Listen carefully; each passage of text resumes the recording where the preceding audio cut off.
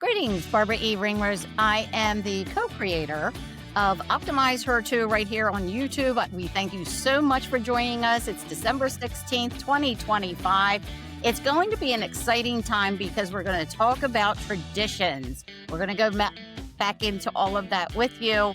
I have today with me LaQuincia Nichols of experiencecoaching.com, Tricia Soderstrom of triciasoderstrom.com, and you can see me on wowwomenus.com. Thank you again so much.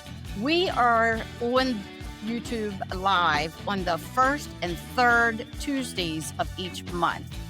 This is our 9th episode. We're very, very excited about this being our 9th episode because now the next one, the 10th, was our target. And we're so excited we made it this far. We're so excited that you have decided to spend time with us. It'll be about 30 to 45 minutes. We're here typically to educate, elevate, and empower you. However, I think today it's going to be a little bit different because we're going to be entertaining you with our family traditions. I hope as you listen that we put a smile on your face. And all of that being said, thank you, Quincy, for joining us here this evening. I am so excited for today's episode because it's a nice departure from what we normally talk about. And also, I think we all have new and sort of reinvented traditions that we're working through and bringing to the public. So I think it's going to be a fun conversation. What about you, Tricia? I'm excited. I mean, now I'm a Gigi, so it makes Christmas all the more exciting. So new traditions, new things that we're doing. So yeah, I'm excited. That's really cool. Having family around you at the holidays is such a wonderful way to end the new year with all kinds of excitement and pictures and photos and all those yummy things that we like to eat as we get together. And what are your traditions, Tricia? What do you like to do with your family, especially as a new Gigi? What are you planning? Well, I've already started buying gifts for the grandbabies because, like, why not, right? Or time I go shopping, I'm like, oh, this might look good, or they might like this. But so it traditionally our holidays have been pretty similar throughout the years, even from when the kids were little. It really revolved a lot around baking cookies and going caroling and going to church and doing the, church Christmas pageant and, just traditional things like that. And then when the kids were growing up, we would alternate holidays with each side of the family. So one year we would have Christmas Day with my side, and then the next year we would have Christmas Day with my husband's side. And that way everyone got equal opportunities here. Mm-hmm. Yeah, that's a good strategy, right? It's really hard on the kids because they just wanted to stay home and play with their toys. Mm-hmm. Yeah. So now it's kind of tough on the little ones, but yeah, we have to be fair to everyone. And that's a great thing to do. I know everybody's family dynamics are different. And sometimes family isn't your biological family, your blood, if you will. Sometimes that family can be with people that you've met that have become near and dear to you and parts of your family over the years. And I know one of the things that we adopted with time was having one of the children's friends come over for our Christmas dinner. And he just loves it. And that is, you talked about the traditions changing. That has been so nice to have Ryan come and join us. And it's just a blessing that he sees us as family. And we're not his real family, but it's so fun. Yeah, I think when you talk about, sometimes those family bonds aren't always blood related and you have that chosen family. For me, as someone who sort of moved around a lot, Friendsgiving, right? And sort of bringing those people together has always been a cornerstone of my holiday tradition. If my family couldn't be close to where I was. So being able to connect with people who I value closely and just build really strong bonds with, it's a great time. I know we would all love to bring a dish, sometimes things that might represent your culture or just a food that you really loved, but we kind of balance some of the traditional holiday food, but it didn't have to be that. And that was always fun for me. Food is so important. And I remember my mother, my grandmother, and even when I moved out of the house at 19, that we continued with those same foods every Thanksgiving, every Christmas, every New Year. And the kids finally said to me, "Hey, mom, we got to do something different at Christmas. We got to do something different at Thanksgiving. It's all brown at Mhm. Thanksgiving. It's boring food. There's no green. There's nothing nutritious there. And Yeah. when I'm done, I feel so bloated." So we started to change that up. And then at Christmas time, which used to be turkey and ham, I think we did a little bit for everybody. We Mhm. changed that up and we've gone to lasagna and we've gone to pork roast and other dishes. I know the kids are talking about doing raviolis, Oh, that sounds maybe good. incorporating that. How about you, Quincy? Yeah, for No. me, it's changed because as I've aged, my diet has changed, right? So, don't know if you guys don't know, but maybe our listeners don't know. I'm pescatarian. We're pescatarian in our household, so we only eat fish as our sort of meat protein. So for me, a lot of things like we don't have ham, we don't have chicken, we don't have turkey. So sometimes when I show up with a fish, people are like, "Hmm," but it's always a nice um, option for other people, right? Because you know you have the basics that are going to be there. So if you do something different, it allows for people to be a little bit more adventurous with the things that they're willing to try. So for us, it has been about bringing more healthy options, but also there's so many different dietary restrictions these days. It's harder to cook, I think, for a big bunch of people. What about you, Trisha? That's what I do. I make all of my meals are gluten-free and dairy-free, Hmm. and that's because of us having had Lyme disease. Several of us in the family can't have those things, and rather than make 2 different dishes, I've learned how to make these things so yummy that no one knows the difference. Oh yeah, yeah. So a lot of seasonings, I use ghee instead of butter. And, and for milk, I'll use like a plain almond milk. Usually I make my own almond milk so it doesn't have a flavor, then it's still creamy. And, so we do incorporate those healthy dishes. So instead of that green bean casserole with that cream of mushroom, I'll make like sauteed fresh green beans with almond Hmm. slices or something that's very healthy and nutritious that we all can eat. Yeah. I like it. I think I'm the odd wool man out here because we do all of those high calorie things and we incorporate too some of the more health conscious type meals Hmm. and sides to go with everything. Although I Mm. like to throw my homemade cheesecake, the recipes like over 100 years old, and cookies and cakes people bring over. And of course, we have some Greek members of our family. Hmm. So they're going to want to bring that bread. And I think Hmm. they're looking at sourdough base bread. I don't know if you have Yeah. any experience with that, but I understand from one of the bakers in Aruba that I met recently. She's a nonprofit there, T2 Pan. In case anybody goes there, go stop in and see T2 Pan. And they are doing all sourdough based. And who knew that that was healthier for you? And I don't know, So Tricia, if much that's an healthier. alternative or Quincy for you, but it's been great. I can tell you, I tried to get on that, like, making your own sourdough bread at home train that was really popular a while back, and I failed miserably, so I'm gonna leave that to the professionals, but I do love sourdough bread. It's actually one of my preferred bread options that and I like rye too, so I think I'm kind of out there with the flavor taste.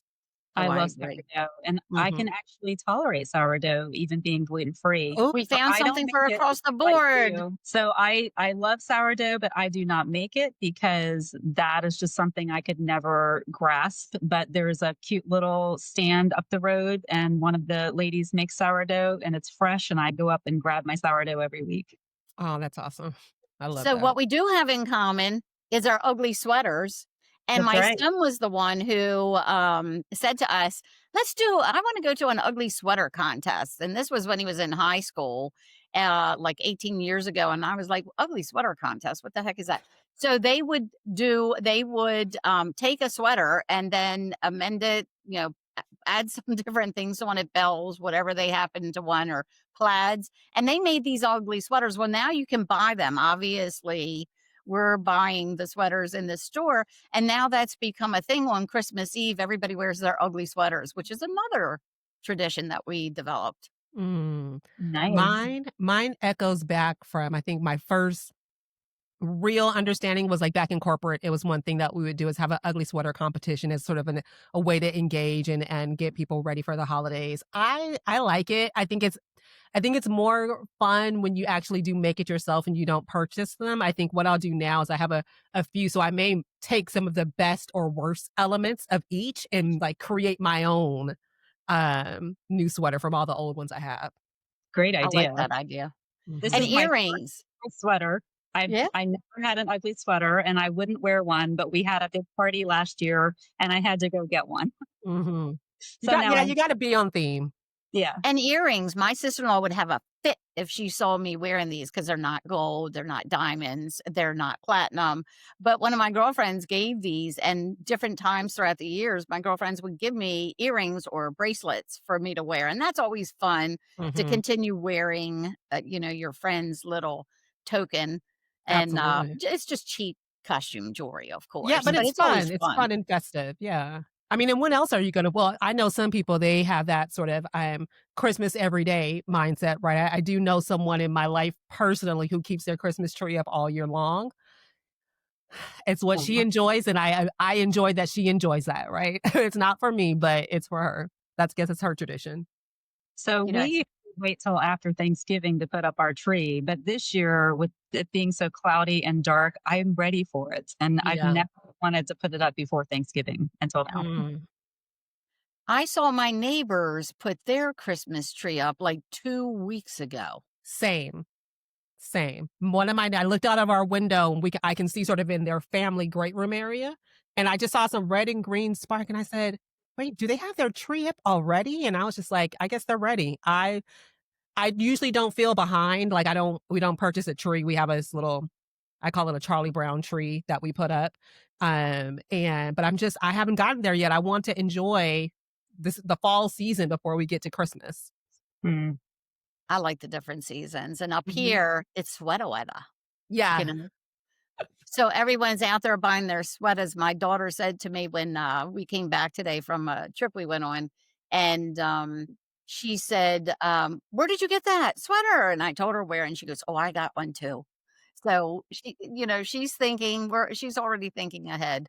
Mhm. Yeah. I also like the traditions of the lights. You mentioned the lights and the lights outside. My husband actually has taken and nailed the light strings on these thin pieces of wood, and he has them numbered so that when he puts them up each year, he just goes by the sequence of numbers 1 through 9 or whatever it is, and it makes it far easier for them to decorate outside. You all decorate outside too? A little bit, not A a whole very, lot. very Porch. Yeah, I keep it very, very minimal, which is probably my neighbors probably don't appreciate that because a lot of my, neighbors do decorate their house, and we're kind of that one house that has, like, a random strip of lights, or you may see a little twinkle. I try to cheat with that little light you put on in your lawn, and it, like, reflects on your house, right? So, I do a little bit of that, but not too much. I'm always inspired by the ones who go all out over and above. Yeah. On Main Street. Have you been on Mhm. Main Street? If Yeah. you have a Main Street, it's Yeah. always good to ride around in the neighborhoods. That's another Yeah. tradition that we did when we were real little, and my children still do it today. Oh, that's Mm. still very popular even, out here in Arizona. Like, we have a lot of subdivisions and communities where it is a big deal and, like, people are already ready to come through and start to see the light show. That usually makes the news for a couple neighborhoods. Yeah, we Uh, found a place out your way last year, Barb, that you could go to this neighborhood and you could walk through the Mhm. lights, and every single house had amazing displays and music and movable things. It was just incredible. Yeah. that's so fun. Sandy Soike, she is an author that's on our wowwomenus.com website. She does crystals, Reiki, chakras. She's into all of that good stuff. And her neighborhood is extremely competitive. Yeah. And those people, even I noticed when I went to pick her up the other day, they already have full blown decorations outside. I guess they want to get on the fast track before anybody else Mhm. does. And then they give each other prizes. They go around. You talk, Trisha, about walking through the neighborhood, and that's so much fun. Yeah. Mhm. It is. And I think, we're a podcast all about elevation. It's a smart business move for some people too, right? To have as a seasonal business of either helping people put the lights up, taking them down. I didn't realize it until, we moved here, how many people have that as a seasonal business. Oh, Great that's idea. pretty cool. Mhm. That's Yeah, really cool, especially ladders. You have to be careful if you're climbing ladders to, decorate above the door and so forth. That can be, you know, a bit of a challenge and also quite dangerous. absolutely. The traditions I know that we do here in town, both in the small town I live, Manchester, Maryland, and also over where Tricia lives, Westminster, Maryland. I don't know, Tricia, if you've gone, but one of our nonprofits, which is right over there in Westminster, the Shepherd's Staff, Brenda Meadows, she coordinates a tree bidding. There's an actual auction where you can go to the fire department that has this extra room and they put all of these decorated trees. The ladies of the Shepherd staff, they start decorating in the summertime up until about November, the beginning Wow. of November. So they're just about finished if they aren't finished now. And then they will display these trees and you can bid on them. So you can take your little 4-foot tree and you can Mhm. bring it home and just set it up if that's what you Oh, I like. love it. I And love you're it. done. That's awesome. I like that. I like the idea of having it, listen, I'm a girl that loves it done for you, right? But I lo the process of it used to be a lot of fun. I don't like all the pine needles and everything now of, like, the real trees, like, having to constantly vacuum them up, and I have a 70-pound fur baby running around here, so it's better if I keep the tree up where she can't get it. We have an artificial tree, which Mhm. we started with that years ago when I developed an allergy to Christmas trees. Mhm. And so decorating the tree is like this huge family process. It always has been. Now that the kids are grown, it's a little boring because it's Yeah. just me. And I try to drag my husband into it, and he'll come down with his hat on and put music on and drink eggnog, but he doesn't do a whole lot about decorating. But we had been given by my mother-in-law these beautiful ornaments over the years. Every single year, she would give every grandchild an ornament, and she would give all of us adult children an ornament. And so I never had to buy ornaments really for our tree. It's just gorgeous. And that was like this process. We would take turns putting the ornaments on the tree, and then every year a different child would put the star on the top of the tree, and we would Aw. listen to Christmas music and just be silly, and drink eggnog, and so that was always a Mhm. tradition for us, and I really do miss that. Christmas movies, Lifetime, Hallmark Channel, Oh, yeah. Mhm. busy with so many people watch. Do you all watch those Christmas movies? I switched to PureFlix, but Mm. I love because I felt like Hallmark was this everything was the same, and so Yes. I switched over to PureFlix, so I get a little bit of a variety. I like it. I think I am you guys know I have a little bit of a rebel, let's call it a free spirit inside of myself. So I always enjoy the anti-Christmas Christmas movie, so to say, right? So I think about the movies to where they're trying to figure out something else, but you're sort of forced in this participation. But I love the classics from, when I was a young kid, but I love also sort of the reimagined ways that Christmas movies are being done in one way of just overall being more inclusive so more people see what Christmas looks like for different type of people. So I love Christmas movies. I love the Christmas songs. Tricia, you talked about caroling. That was one thing I always wish I actually had. Carolers come knock on my door. Well, I think I say that right now, but I never had to experience. So I would love it if one day we had some carolers come knock on our door and sing us a song. Yeah, it's fun. I went out with my family went out with a friend and her family, and she gathered like just a bunch of people, and we would go to different houses, and the expressions on people's faces and how they were gathering all their kids and their family to come to the door to listen to us. It was always a lot of fun. Oh, That that's is so so sweet. cool. On Main Street, years ago when I started a mortgage back in 2000, somehow I got roped into overseeing and coordinating Black Friday here. And it's a small town. And they would have a hayride and Santa on the fire truck and all these wonderful things. And one of the gentlemen who had his own little barber shop, with that little candy cane like Mhm. twirling lamp outside, Yeah.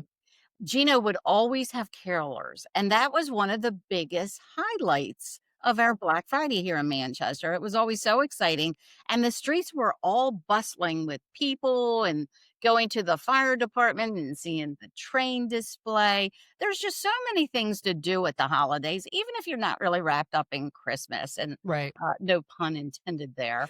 But that's another subject altogether. Right. Speaking of, do you all wrap presents? Oh, geez. Yes. My wrapping day would always be when the kids were here, my wrapping day would be Scott would take the kids out shopping for Mhm. me, and I would use that time to wrap. And I would watch a movie, like a Disney movie, Finding Nemo or something, just something silly that I could listen to, but wrap. And and that has changed because now, nobody's here. So I can just wrap, as I go. But I use a lot of gift bags now. Yeah. A lot easier. I do a lot of gift bags. I do gift cards, right? So just because we don't have a lot of people local here, I think it depends on if they're children and I know they like the experience of the unwrapping and the excitement. I'm bought into that. I come from a family to where we would reprioritize what may have been spent on wrapping paper and just go buy you another gift. Good idea. That's Yeah. kind of cool. When someone new comes into the family, I always like to get them a pair of slippers and a robe. Oh, And that's that's Mm. the sweet. first gift that they get. That's always been a tradition for me since the children were young when they would bring around a friend to give them that. And my son-in-law, I remember when I gave him his robe and slippers, he's like, "What's this for? I don't need a robe and slippers." Well, I went down his house when he's sick or when I've gone there a couple other times. What is he wearing? Barb's Rubbing slippers. robe and slippers. Yeah, I I thought that and was I fun. I love that too because it's so when you think about coming into a family, that can be hard, right? And so to me, that's such a great way to say, hey, we want you to relax. We want you to be comfortable around us. Like you can sort of be yourself and just sit with us. I think that's a wonderful idea. Yeah, I love that. I'm not sure what country started this. Have you ever heard of hide the pickle? Excuse me, Barb. This is a PG podcast. Uh, it's a little pickle ornament. And you can get them in different sizes. I went to Gettysburg, Pennsylvania is Okay. close by, and they Uh-huh. have a wonderful Christmas shop up there, and you can buy all kinds of amazing Christmas ornaments. And I bought a Christmas pickle, and we play find the pickle. So Mhm. whoever finds it gets a gift. Well, if it's all adults, it's a different gift maybe than when it's children here. Sure. But everybody's so excited. And whoever finds the pickle, the next year they have to hide the pickle. Oh, Okay. I, I I Sorry about love that. it. I don't Yep. I don't know why you're making me blush with this hide the pickle because what I'm listening to what you're saying, but I'm thinking. Girls just want to have I fun. know. I Yeah, know. I think that's a lot of fun when you do different things. And I know with the gift cards, when we have the little ones, sometimes it's so much easier to do the gift cards. Mhm. The one thing I can't stop doing at Christmas for sure, no matter what tradition I adopt, no matter what we do, no matter who comes to the house, there's always got to be a stocking for each person. Oh, yes. yes. Yes. Yeah. Yeah. I am very much I'm a stocking snob. That is where I think I really lean in. I've had some very, very, like, nice high-end stockings, but also the ones that are, like, that have c carried me through for many, many years that are, that rough sort of, whatever that material felt, I think sometimes it's what they were made out of, but Yeah, felt I and still burlap. yeah, yeah, I still love stockings, and I like that would be the thing I would check first to see what was in my stocking. Yeah, Our because when stockings are all glammed up, and what I buy for stockings has changed since when we started having the food allergies and things like that. I can't just throw candy or just cheap things in there. And I somehow raise daughters who are very particular and everything's organic and everything's healthy. So when I buy, for the stockings, it becomes kind of costly Yeah, that's true. for them because of trying to choose, good quality products. But I'm trying to Mm, be creative.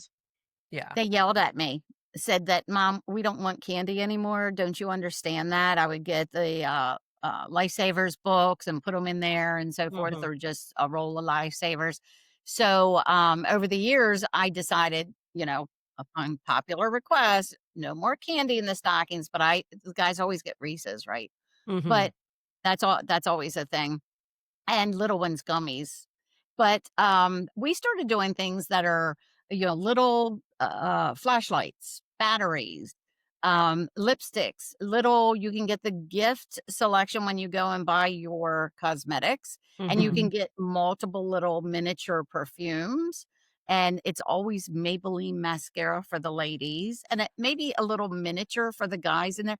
I just go through Walmart or whatever little shop I'm in, local shop from a local small business, and I buy just all kinds of little things, and I'm like, "Yeah, that's cool. I'm gonna stick that in there." Yep. And Yeah. hand warmers. You gotta give hand warmers. Those are so nice. Those are so Mhm. nice. And you people don't believe that it gets cold out here in Arizona, but it does. And the first time I had one of those things, I popped it open, got to hold it in my hand. I was like, "Oh, this is a game changer." I love it. Mhm. We use them at golf time. My girlfriend, she has scleroderma and Raynaud's. I don't know if you know what Raynaud's Mm-mm. is, but it affects, and you can get it anywhere. It's some sort of autoimmune, and I don't know, Trisha, how much you know about this particular one, but your extremities, your hands, your feet can get very, very cold. And she introduced me to those charcoal. I think they're made hand warmers. Is that what they are, Mhm. Trisha? But now they have electric ones or battery operated ones, which I'm going to get this year because my kids do have Raynaud's and it's just so important for them to keep their hands warm. And then Mhm. the throwaway ones, they have the ones for your boots you can put down into your boots and keep your feet warm. So Oh, I nice. always put those in stockings, and I even Oh. give them to my mailman. Oh, that's sweet. Yeah. Socks are another good one to stick in there, like those little socks that you wear, the athletics socks, you can buy a whole pack relatively cheap, and here's one Mhm. for you and one for you, fingernail polish, fingernail files I find, like, really cutesy ones, or Yeah. maybe those little, measuring teaspoons that you have that have different decorations on them, they're always cute to stick in there. Yeah. Mhm.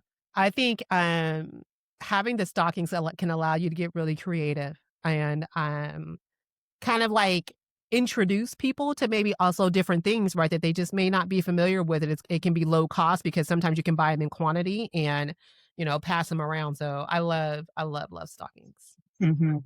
Yeah, being careful of the food allergy stuff and everything that, you talk about the gluten-free and so forth. If you look at these little, you can even stand in line at the store and you'll see the racks sitting there that have Mhm. all kinds of chapstick, for instance. Yeah. Is another good one. You can buy that in a multi-pack and put it in there.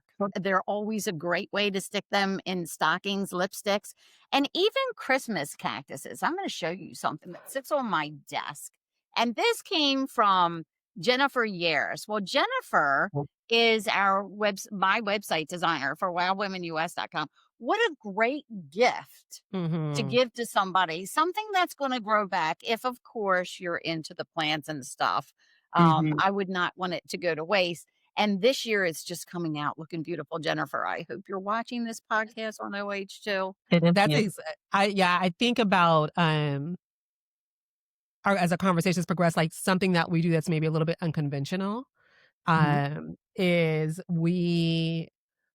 we actually go out and get donuts. So if you think about, like the dozen of donuts, we do it every year and it's so much fun because a lot of places, close early on Thanksgiving Day or Christmas Day.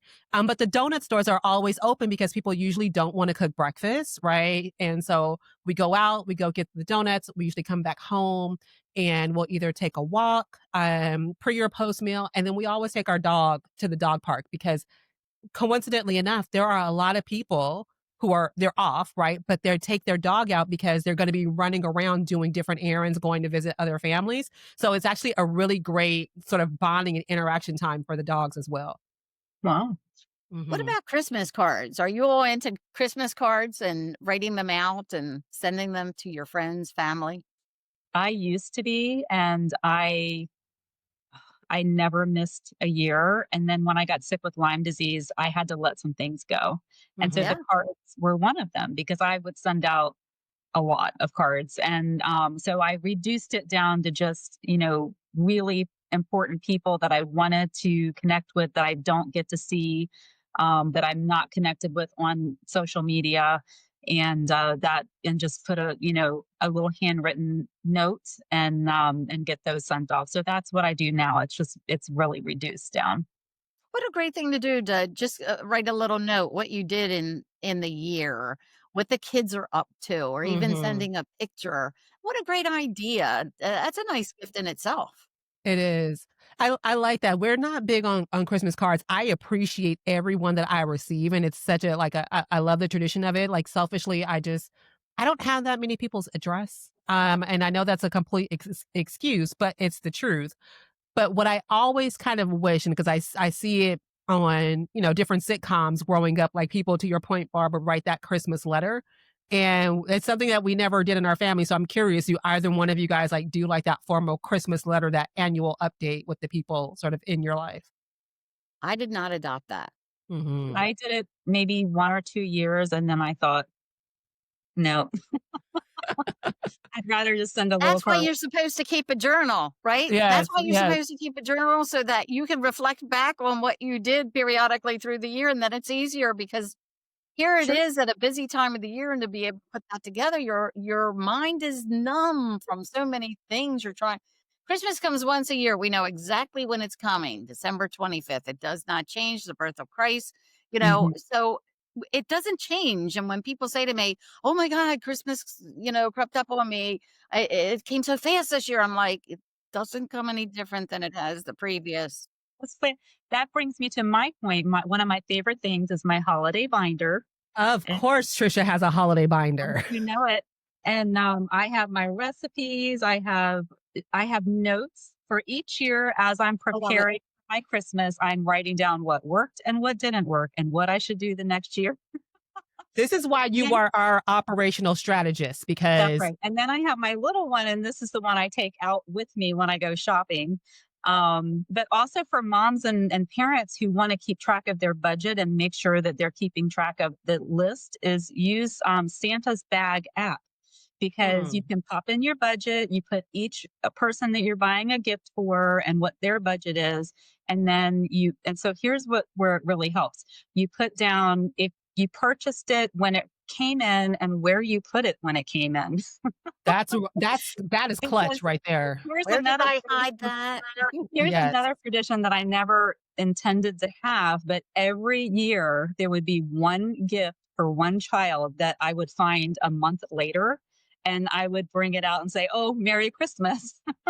Now, Because I I've been on the receiving end of that. My mom has done that. I'm like, "Oh, I put these somewhere way back in the closet. I just found them. Here you go." yeah.